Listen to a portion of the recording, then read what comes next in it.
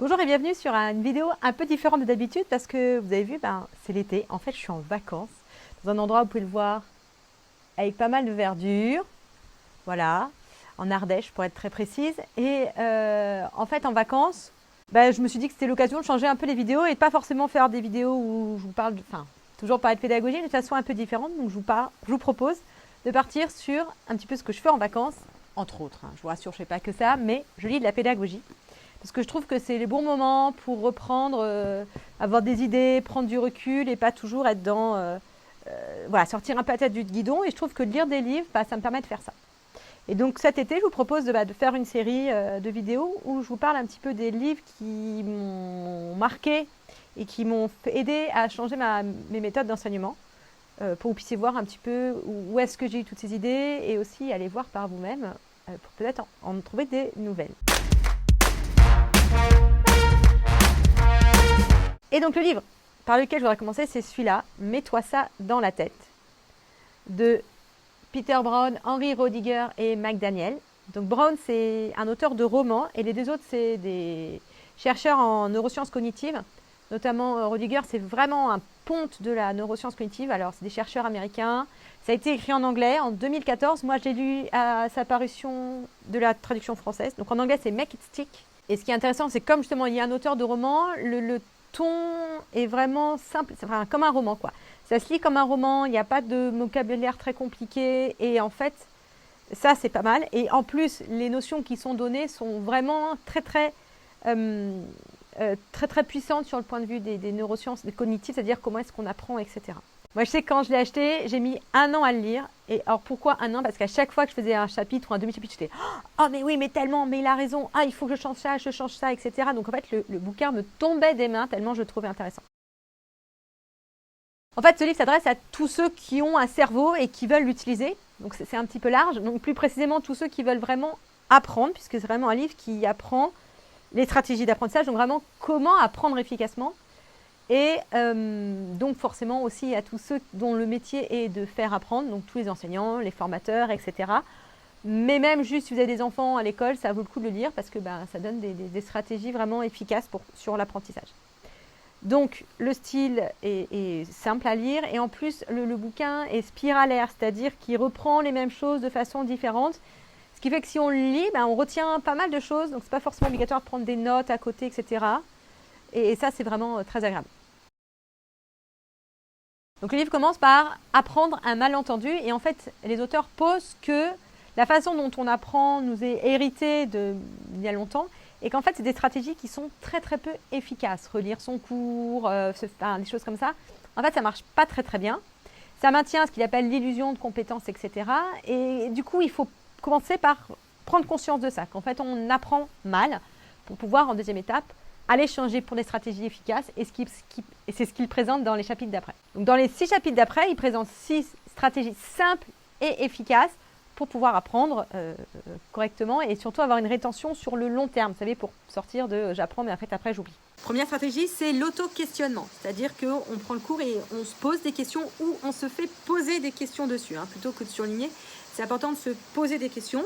Cette stratégie, elle est encore plus efficace s'il y a un retour constructif et rapide. Via, par exemple, c'est pour ça que dans l'évaluation constructive, il y a des QCM qui permettent ce questionnement et avec ce retour rapide et constructif. Le chapitre d'après, il parle du bachotage, en fait, cette façon qu'ont les élèves d'apprendre de façon massée, c'est-à-dire pendant un court temps, ils vont réviser toujours la même matière et de façon intense. Et en fait, c'est extrêmement délétère pour l'apprentissage parce qu'en fait, une fois qu'on a fait ça, pour le contrôle, en fait, on oublie. On le voit tous, quand on a révisé pour un contrôle, 1 semaine, 2 semaines après, 1 mois après, il n'y a plus rien. Et donc, c'est important de remplacer ces temps de bachotage qui, au final, ne servent à rien sur le long terme, par des temps de répétition, donc à la fois variés. Donc, plutôt que de réviser une matière pendant longtemps, on révise plusieurs matières pendant des moments plus petits, mais aussi espacés. C'est-à-dire que plutôt que de réviser 3 heures avant le DST, on va travailler 1 heure par jour ou 1 heure 3 fois par semaine. Et ça, c'est beaucoup plus efficace. Donc, pour le même temps de travail, on va avoir une rétention beaucoup plus longue sur le long terme. Chapitre d'après, il dit quelque chose qu'on sait tous, mais il l'incarne vraiment, c'est-à-dire que pour apprendre, il faut qu'il y ait un effort. Donc, pour qu'il y ait un effort du cerveau, il faut qu'il y ait de la difficulté. Et souvent, quand on essaye d'enseigner, on essaye au contraire d'aplanir ces difficultés.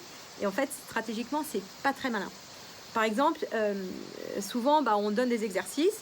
mais on fait le corriger plus tard au tableau. Donc du coup, les élèves n'ont pas besoin de faire l'effort d'essayer de faire les exercices parce qu'ils savent que ça va être corrigé plus tard au tableau. D'ailleurs, on voit bien les bons élèves, ceux qui savent apprendre, font les exercices, et tous ceux qui sont en difficulté, en fait, attendent juste la correction. Parce que c'est beaucoup plus simple et reposant d'attendre la correction que d'essayer, mais du coup, ils n'apprennent pas. Et c'est vrai qu'on a tendance à facilement leur donner des choses trop faciles, c'est-à-dire quand ils disent « Madame, on ne comprend pas, c'est trop dur », je vais vous donner plus facile. Et en fait, c'est dommage parce que c'est délétère pour l'apprentissage. Donc par exemple, dans les TP, moi je suis prof de sciences physiques, donc je fais des TP. Souvent, on essaie de faire des TP avec des petites questions bien guidées, qui font qu'il n'y a pas d'obstacles, qui comprennent tout le TP, etc. Donc au final, ils ne retiennent pas le TP. Alors que moi, je fais exactement l'inverse. En TP, il y a une seule question, le problème est complexe. Bien évidemment, je vais les aider à aller au bout de ce TP, de cet exercice complexe, mais le but, c'est vraiment qu'ils cherchent. Et il n'y a pas de correction. Dire qu'ils doivent aller jusqu'au bout pour avoir leur note de TP parce qu'il n'y a pas de correction, donc ils sont obligés de faire les efforts et d'aller chercher la difficulté parce que c'est ça qui les fait apprendre. Le chapitre d'après, il parle des illusions de savoir et notamment le lien avec l'effet Dunning-Kruger qu'on retrouve beaucoup chez les élèves qui disent « Ah madame, j'ai beaucoup travaillé mon contrôle mais j'ai eu une mauvaise note ». Pourquoi? Parce qu'en fait, ils travaillent non pas les compétences réelles mais l'illusion de compétences, c'est-à-dire comme ils ne sont pas suffisamment rentrés dans le chapitre, suffisamment fait les efforts dont on a parlé, ils ont l'impression qu'ils maîtrisent, mais en fait, c'est pas au niveau de ce qui est attendu. Et donc l'expert, donc souvent l'enseignant, se rend compte lui que c'est pas au niveau, mais le non-expert, donc l'élève, ne se rend pas compte que c'est pas au niveau.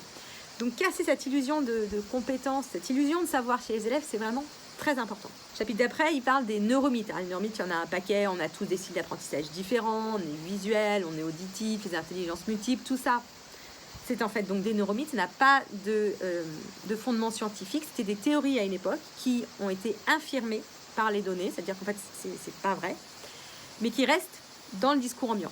Et donc ces neuromythes font du mal parce que du coup ça donne des stratégies d'apprentissage qui ne sont pas efficaces. Et donc il faut vraiment faire attention à s'en sortir pour aller chercher les stratégies dont on vient de parler. Et il présente quelque chose qui n'est pas neuromythe, mais qui est vraiment que le cerveau en fait va aller chercher pour apprendre les structures sous-jacentes des choses qu'il voit, ce que moi j'appelle justement dans mes formations, etc., les schémas mentaux. Dernière stratégie efficace, il parle de la pratique délibérée, dont j'ai déjà parlé dans cette vidéo, et comment cette pratique délibérée va jouer sur le cerveau. Le dernier chapitre, c'est beaucoup d'exemples différents d'élèves, de sportifs, de profs, de formateurs, etc., qui expliquent comment eux mettre en pratique ces grands principes dans leur formation, dans leur cours, dans leur apprentissage. Donc ça donne plein d'exemples concrets de tout ce qui a été vu dans le livre. Donc si vous deviez retenir 3 choses de ce livre, la première c'est que le bachotage est délétère. Donc c'est indispensable que dans notre façon d'enseigner et d'évaluer, nous faisions en sorte de faire disparaître ces techniques de bachotage qui sont délétères pour l'apprentissage. Ensuite, c'est cette notion d'illusion de savoir, à la fois sur les élèves qui pensent qu'ils maîtrisent la piste, mais surtout les élèves pensent qu'ils savent apprendre, y compris les élèves qui sont en difficulté. Donc on voit très bien qu'ils n'y arrivent pas puisque ils n'ont pas des bonnes notes. Donc c'est important de prendre le temps avec les élèves, de leur expliquer les techniques efficaces, les faire sortir de cette illusion de savoir. Et c'est pour ça que moi, par exemple, j'ai 1 heure par semaine d'apprendre à apprendre, obligatoire pour que les élèves puissent voir ça ensemble avec moi. Le troisième, c'est qu'un apprentissage exigeant et laborieux modifie la structure du cerveau. Donc si on veut apprendre sur le long terme, donc modifier la structure du cerveau, et l'apprentissage, c'est long, c'est exigeant et c'est laborieux.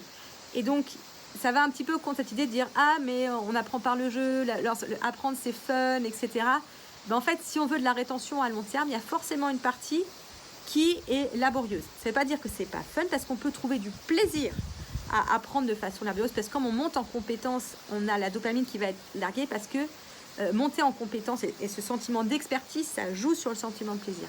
Mais c'est une pompe qu'il va falloir amorcer. Et il va falloir aller chercher l'apprentissage exigeant et non pas le côté jeu, fun, etc. qui peut servir d'accroche mais qui n'est pas suffisant pour l'apprentissage à long terme. Et peut-être que l'enjeu principal pour les élèves, il est là dans ce livre, c'est-à-dire comment leur mettre le pied à l'étrier sur cet apprentissage exigeant et laborieux, mais qui va leur donner au final beaucoup plus de plaisir et aussi beaucoup plus de base pour la suite et donc donner les choses plus faciles. Et peut-être que notre vrai enjeu là en tant qu'enseignant, il est là. Donc ma note, vous en doutez, c'est 5 sur 5. Là, pour moi, c'est vraiment une bible absolue de pédagogie. On est vraiment sur des livres très fondateurs, en tout cas moi, dans ma pratique, etc. Donc il est paru en 2014, donc il est un petit peu vieux sur le thème de la recherche. Toutes les théories qui sont mises dedans n'ont toujours pas été infirmées, donc on est encore sur les savoirs scientifiques. sur des choses assez consensuelles aujourd'hui, donc il n'est pas obsolète. En revanche, c'est vrai qu'il fait beaucoup de tours de choses qui aujourd'hui sont plus connues. Autant en 2014, c'était vraiment très novateur. Aujourd'hui, vous allez voir, il y a plein de choses qu'en fait on sait, vous savez déjà, vous avez déjà entendu en formation, etc. Et l'avantage, c'est que vraiment, il fait le tour de tout ça. Donc, ça reste pour moi un ouvrage à avoir dans sa bibliothèque pédagogique, à avoir au CDI, parce que ça se lit bien, il présente des concepts qui sont solides scientifiquement et qui en plus sont efficaces. Et puis aussi, je vais le dire, mais ce qui est très important pour moi, c'est que c'est vraiment un livre qui s'appuie sur la recherche. Rodiger, c'est vraiment un chercheur, il vient du laboratoire, il y a de la bibliographie. À chaque fois, il se base sur des études, etc. Donc, on est vraiment sur de l'écriture scientifique qui se base sur les neurosciences cognitives et pas sur quelqu'un qui raconte des idées parce qu'il pense que c'est ça. Donc, il y a une vraie assise scientifique. C'est aussi pour ça que c'est efficace, toutes les idées, parce qu'elles ont été testées sur le terrain et que ça correspond aujourd'hui à des consensus scientifiques, donc à des choses qui sont stabilisées. Achetez si vous avez un cerveau et que vous voulez apprendre ou faire apprendre, c'est-à-dire un petit peu tout le monde. Voilà tout ce que j'avais à dire à propos de ce livre. Si vous êtes convaincu qu'il faut l'acheter pour le lire, n'hésitez pas à cliquer sur le lien en description. Et comme d'habitude, si vous aimez ce que je raconte, eh bien, pouce bleu, commentaire. Commentaire aussi pour lancer discussion parce que je réponds et ça permet d'avoir aussi peut-être des nouvelles idées de livres ou des sujets sur lesquels vous voulez échanger. Et puis tout ce qui va aussi permettre que cette chaîne soit connue pour que de plus en plus de collègues puissent en profiter.